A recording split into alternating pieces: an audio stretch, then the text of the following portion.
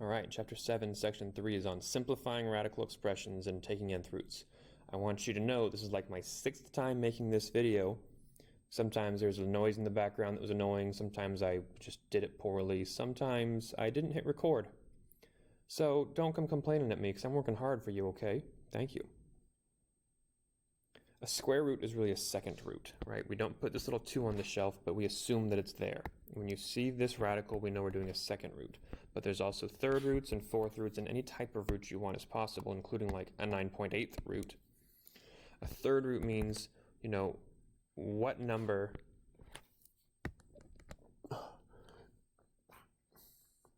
Start that part over, about the third root.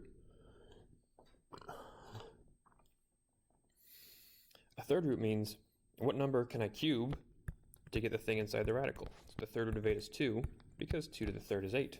So sorry, third root of 8 isn't 2 to the third. Third root of 8 is 2. One more time. Cube root means, so this third root, which we also call a cube root, is asking the question, what number can I multiply by itself 3 times to get 8 in this case? And that number is 2 because 2 to the third is 8. The number on the shelf, as I call it, is really called the index. This is an index of 2, index of 3. A fifth root has an index of 5.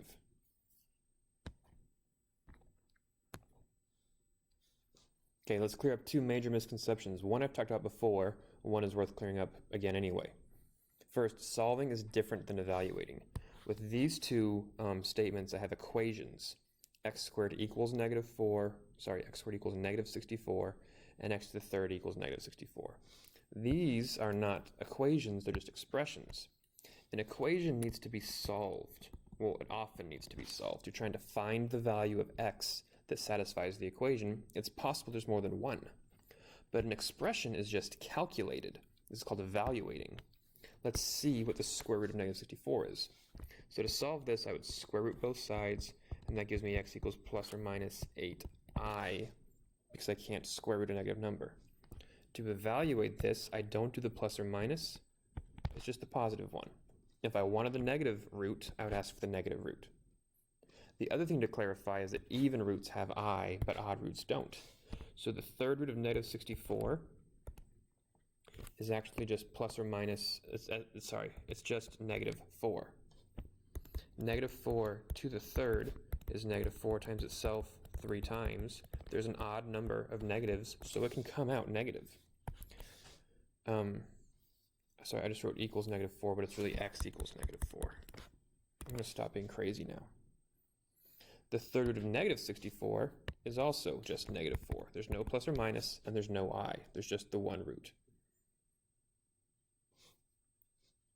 Even roots can have I, odd roots can't. Solving is different than evaluating. When you solve, you'll get the plus or minus potentially on square roots and fourth roots and sixth roots, but not on the third roots.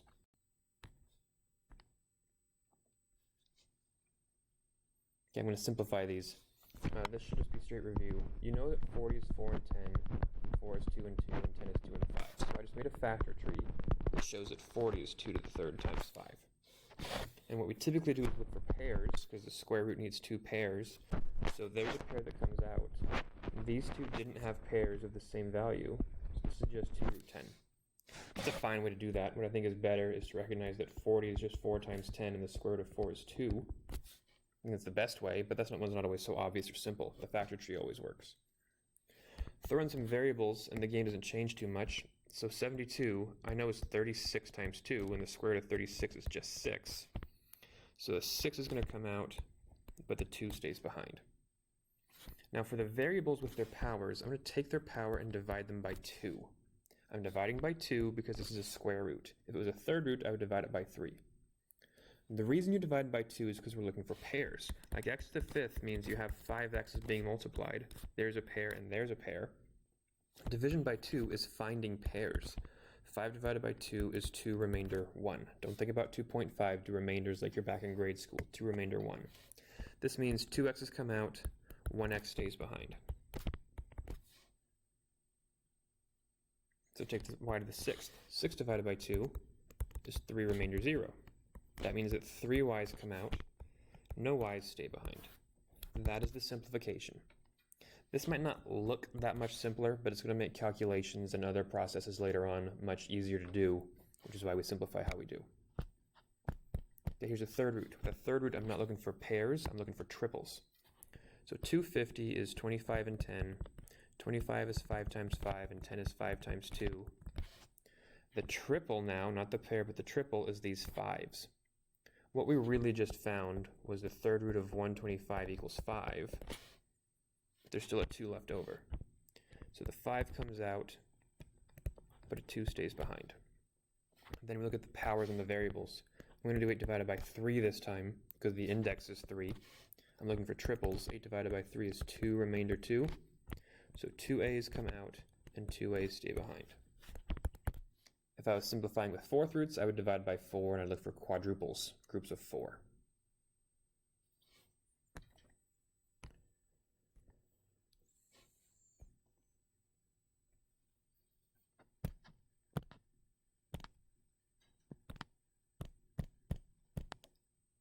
Okay, there's 3 properties of radicals that we're going to focus on. Notice how all of these radicals have ends here. That means these properties only work if the index is the same.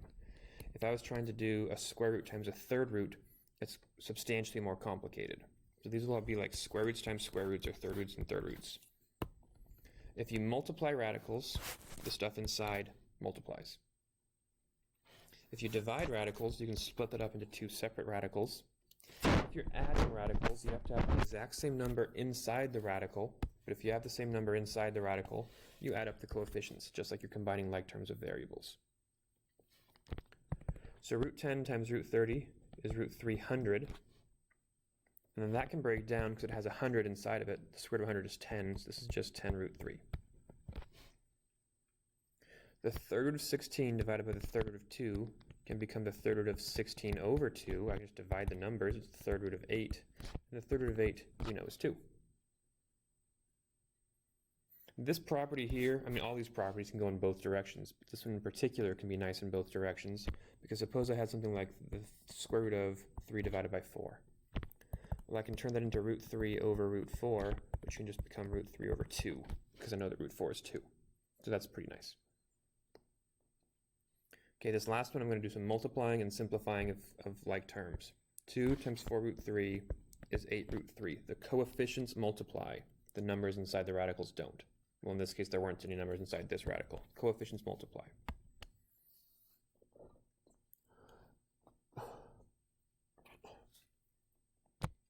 Two times negative 5 is negative 10. Root 3 times 4 root 3 is 4 root 9. And root 3 times negative 5 is negative 5 root 3. Okay, I'm going to combine like terms. So 8 root 3 minus 5 root 3 just becomes 3 root 3. It's like if you have 8x minus 5x, that just becomes 3x. Think of those root 3s like they're x's. Like, we don't know what root 3 is. You know, we could calculate it, but I don't know off the top of my head. I'm sure somebody does, but I don't. So just combine the like terms, 8 root 3. Now the square root of 9 is just 12. So this becomes minus 10. Sorry, the square root of 9 is 3, but 4 times 3 is 12. This becomes negative 10 plus 12. So this is 3 root 3 plus 2. We'd probably write that as 2 plus 3 root 3. Not necessary. Either of these are fine. Combine like terms, add coefficients if you have the same radical. If I had like 2 root 3 plus 2 root 4, 2 root 5 I'll say, this can't simplify any further because we're adding unlike terms, just like how 3x plus 3y can't become 3xy or something.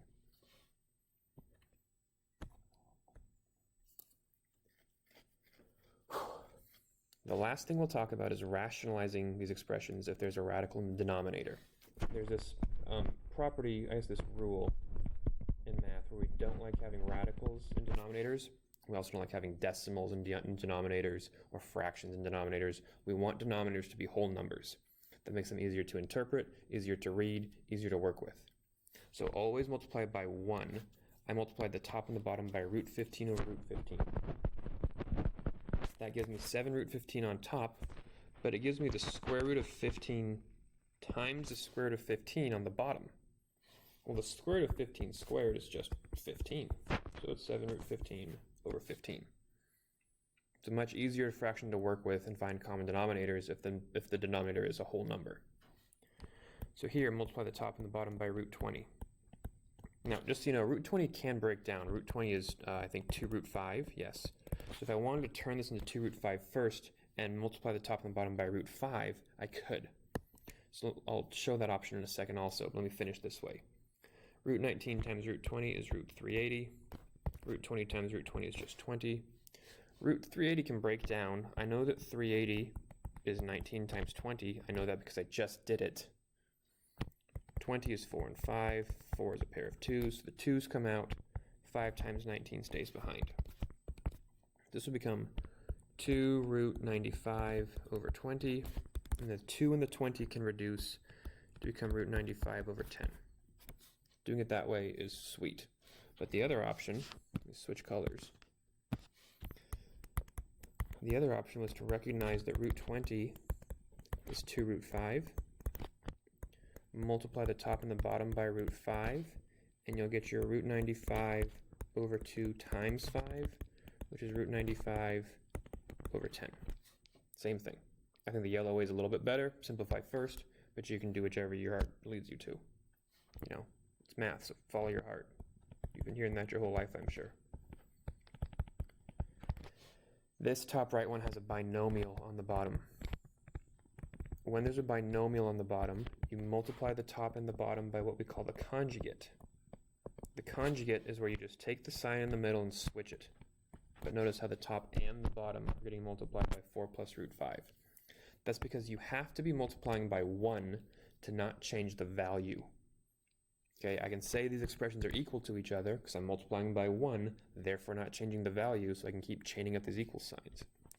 The top becomes 4 root 3 plus root 15. That one you have to just actually do the distribution. The bottom has a shortcut that we covered in a previous video talking about imaginary numbers. I know that 4 squared is 16. I square this number, 4 squared is 16. I know that root 5 squared is just 5, okay? Root 5 squared is just 5, and these are going to be subtracted from each other. This becomes 4 root 3 plus root 15 over 11. Now, if you don't understand that shortcut or don't remember it, that's fine. You can actually just do the foiling of this. 4 plus root 5 times 4 minus root 5 is going to become 16 minus 4 root 5 plus 4 root 5 minus root 25. And the stuff cancels and cleans up in the way that I showed. Just do the foiling and you'll get the same answer if you don't trust that shortcut. But there it is. We have a whole number on the bottom. We have rationalized the fraction. To recap, the index of a root is the number on the shelf. It indicates what type of root to find. Treat radicals like they're variables and only combine like terms. Rationalize radicals by using the conjugate. And I think that pretty much covers today's video. Next video, we'll talk about how the square root of x is the same as x to the 1/2, and the cube root of x is the same as x to the 1/3, and it's going to be pretty crazy.